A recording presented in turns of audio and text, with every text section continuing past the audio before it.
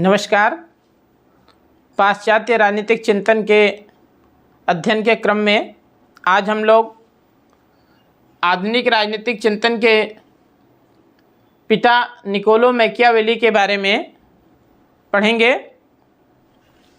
Machiavelli को आधुनिक राजनीतिक चिंतन का पिता माना जाता है और राजनीति शास्त्र के अंतर्गत सत्ता प्राप्त करने के लिए मक्कारी, धोखाधड़ी, कुटिलता, धूर्तता आदि साधनों का खुल्लम-खुल्ला प्रयोग करने का समर्थन करने वाला प्रथम विचारक मैकियावेली ही है।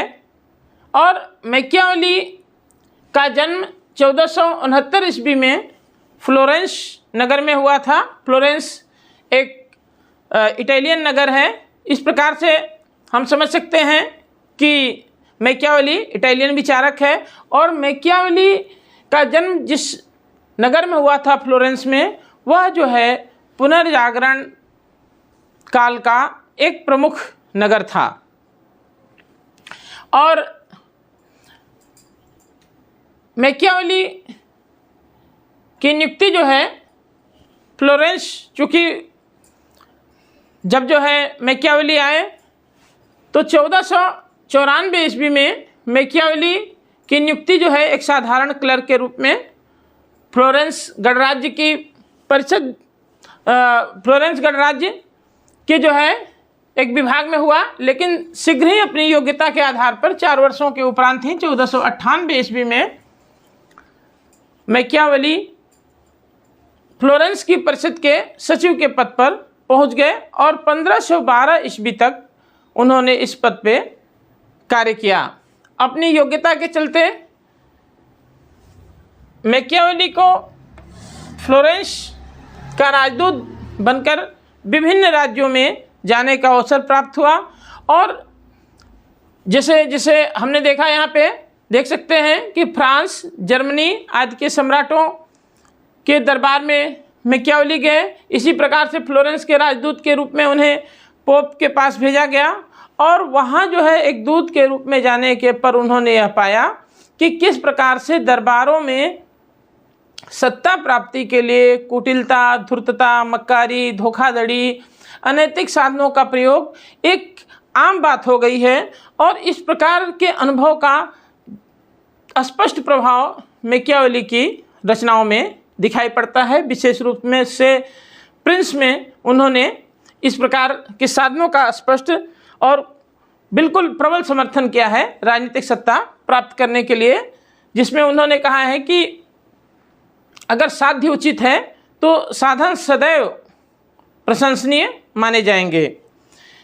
और इसके साथ हमें देखना चाहेंगे कि जो वेलेंसियो के ड्यूक सीजर बोर्जिया थे, बोर्जिया जो है के दरबार में 1502 ईस्वी में सबसे पहले मैकियावेली गए थे और बोर्जिया के व्यक्तित्व से वह बहुत प्रभावित थे। बोर्जिया, सीजर बोर्जिया के आतंक से, उसकी निर्दयता से, उसकी कुटिलता से जो है पूरा इटली उस समय चित्कार कर रहा था। और बोर्जिया को मैकियावेली ने अपनी प्रसिद्ध पुस्तक प्रिंस में एक आदर्श राजा के रूप में चित्रित किया है। और प्रिंस की रचना का भी जो मुख्य प्रेरणा मैकियावेली को प्राप्त हुई है वह सीजर बोर्जिया से ही प्राप्त हुई है। इसके साथ 1512 ईस्वी में हम लोगों ने यहाँ पढ़ा कि 1512 ईस्वी तक सचिव के पद पे थे। 1512 ईस्वी में जो फ्लोरेंस नगर पे आधिपत्य था वह मेडिची परिवार का हो गया। जो है मैकियावेली के फ्लोरेंस की परिषद में आने के पूर्व भी जो है मेडिची परिवार, जो एक व्यापारिक परिवार था, उसकी सत्ता थी। और बाद में फ्रांस के सहयोग से वहाँ पर परिषद की स्थापना हुई थी। लेकिन 1512 में मेडिची परिवार पुनः स्पेन के राजा के सहयोग से फ्लोरेंस की सत्ता में वापस आ गया, जिसके बाद मैकियावेली को गिरफ्तार करके जेल में डाल दिया गया। और मित्रों के प्रयासों के उपरांत मैकियावेली को इस शर्त के आधार पर मुक्ति जेल से मिली कि वह जो है सार्वजनिक जीवन में भाग नहीं लेंगे। और इसके बाद जो है 1513 ईस्वी में अपने सार्वजनिक जीवन के समाप्ति के उपरांत 1513 ईस्वी में मैकियावेली ने अपनी प्रसिद्ध पुस्तक प्रिंस की रचना की और इस रचना की वजह से ही मैकियावेली राजनीतिक चिंतन के इतिहास में अमर हैं। और यह जो प्रिंस नामक रचना है वह जो है उसके पीछे उनका उद्देश्य था कि वो इसकी रचना के माध्यम से वह जो है पुनः अपने आप को राजनीतिक सत्ता के करीब लाना चाहते थे। उनका उद्देश्य था कि प्रिंस नामक अपनी रचना को वह जो है मेडिची परिवार के एक सदस्य गुइलियानो मेडिची को भेंट में देना चाहते थे, जिससे पुनः उनको जो है उनका राजनीतिक निर्वासन समाप्त हो जाए और पुनः वो सार्वजनिक जीवन में राजनीतिक सत्ता में भाग ले सकें। लेकिन ऐसा संभव नहीं हो पाया और जो है मैकियावेली कभी भी पुनः 1512 के बाद राजनीतिक जीवन उनका आरंभ नहीं हो सका। 1527 ईस्वी में फ्लोरेंस नगर में ही मैकियावेली की मृत्यु हो गई।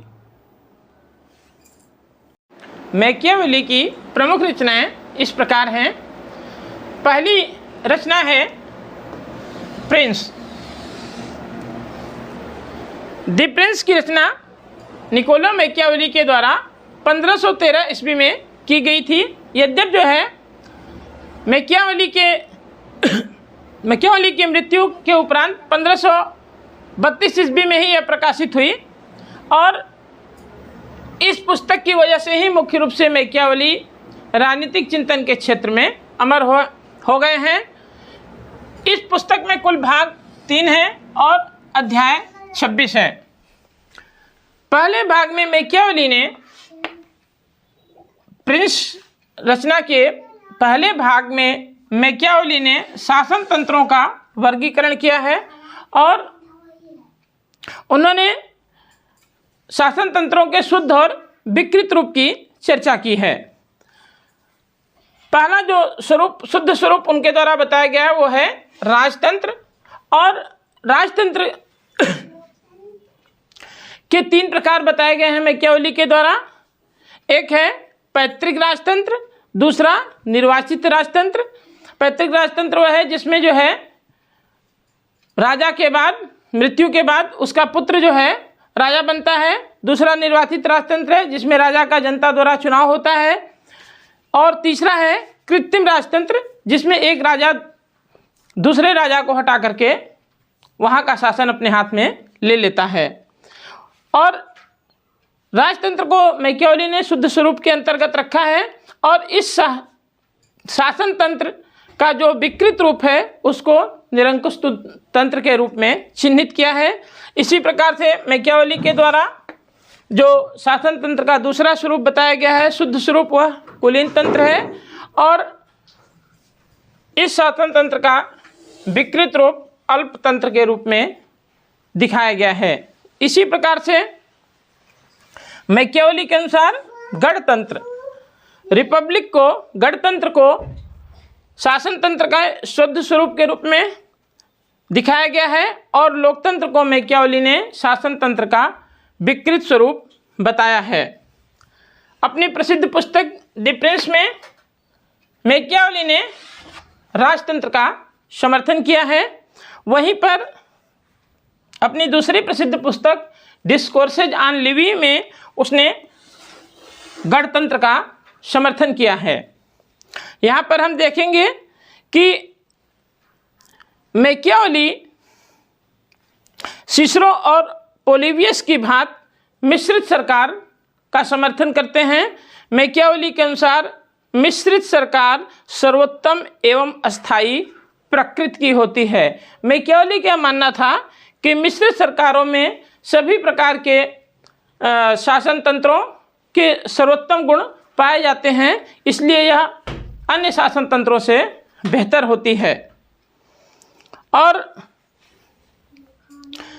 मैकियावेली ने यह भी माना है कि जो कुलीन तंत्र है वह सबसे निकृष्ट प्रकार की शासन प्रणाली होती है और ऐसा मानने का एक बड़ा कारण था मैकियावेली का यह मानना कि इटली के जो मैकियावेली के समय खराब दशा थी, राजनीतिक तौर पे विखंडित था इटली, उसका कारण वह जो है कुलीन तंत्र को ही मानता था। और सबसे बड़ी चीज़ यह है कि मैकियावेली यद्यप जो है अपनी प्रसिद्ध रचना प्रिंस में राजतंत्र का समर्थन करता है, लेकिन मैकियावेली का यह मानना था कि जो सर्वोत्तम शासन प्रणाली होती है वह गणतंत्र होती है। और गणतंत्र, चूँकि मैकियावेली ने यह अनुभव कर लिया था कि वर्तमान समय में राजतंत्र के अंतर्गत ही इटली को एकीकृत और संगठित किया जा सकता है, इटली को राष्ट्र राज्य के रूप में संगठित किया जा सकता है, इसलिए वह मजबूर होकर के तत्कालीन परिस्थितियों को देखते हुए राजतंत्र का समर्थन करता है। लेकिन उसने जो है जो सर्वोत्तम शासन प्रणाली, सर्वोत्तम जो है शासन तंत्र के रूप में गणतंत्र को ही स्वीकार किया है। और गणतंत्र को सर्वोत्तम शासन प्रणाली मानने के पीछे मैकियावेली का यह विचार था कि गणतंत्र के अंतर्गत आर्थिक असमानता सबसे कम होती है।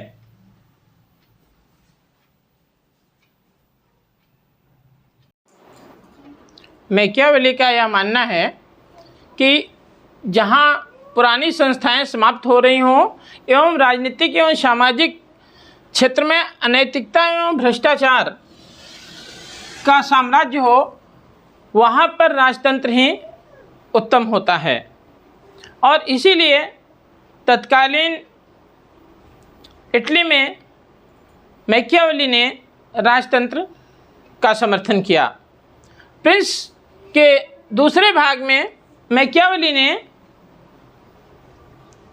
समकालीन समय में प्रचलित किराए पर युद्ध करने वाली सेनाओं की व्यवस्था का विवेचना की और इस परंपरा की जिसमें राजाओं के द्वारा किराए पर सेनाओं का उपयोग किया जाता था, किराए वाली सेनाएं रखी जाती थी, उसकी मैकियावेली ने कड़ी आलोचना की है। और इस सेना के स्थान पर राष्ट्रीय सेनाओं के संगठन पर मैकियावेली के द्वारा बल दिया गया। अर्थात मैकियावेली का यह मानना था कि राजाओं के द्वारा राष्ट्रीय सेनाओं का संगठन किया जाना चाहिए, अस्थायी सेना रखी जानी चाहिए जिसकी स्वामी भक्ति राज्य और राजा के प्रति होनी चाहिए।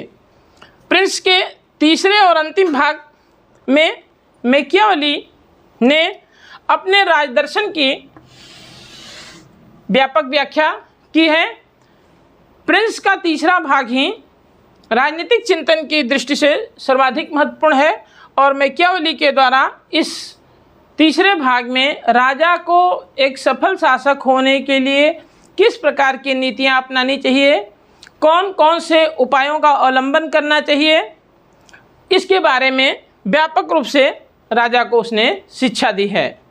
मैकियावेली का यह मानना था कि एक राजा को सफल शासक होने के लिए शेर और लोमड़ी की नीति को अपनाना चाहिए। मैकियावेली की अगली पुस्तक का नाम है डिस्कोर्सेज ऑन लिवी। यह पुस्तक 1532 ईस्वी में प्रकाशित हुई थी और इस पुस्तक में मैकियावेली के द्वारा गणतंत्र का समर्थन किया गया था।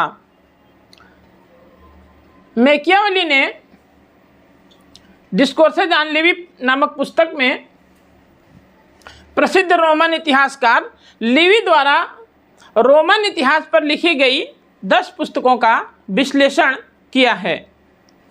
और एम.आर. मरे एक विचारक हैं।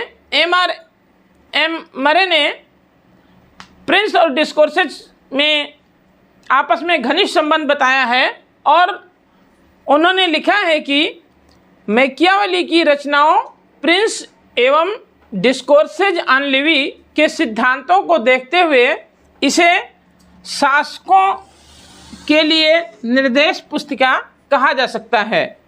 आमतौर पर प्रतियोगी परीक्षाओं में यह प्रश्न आता रहता है कि निम्नलिखित में से किसने जो है प्रिंस एवं डिस्कोर्सेज को शासकों के लिए निर्देश पुस्तिका बताया है। अगली पुस्तक मैकियावेली की है कि द आर्ट ऑफ वार और इसी के साथ एक अन्य पुस्तक है हिस्ट्री ऑफ फ्लोरेंस। वास्तव में राजनीतिक चिंतन की दृष्टि से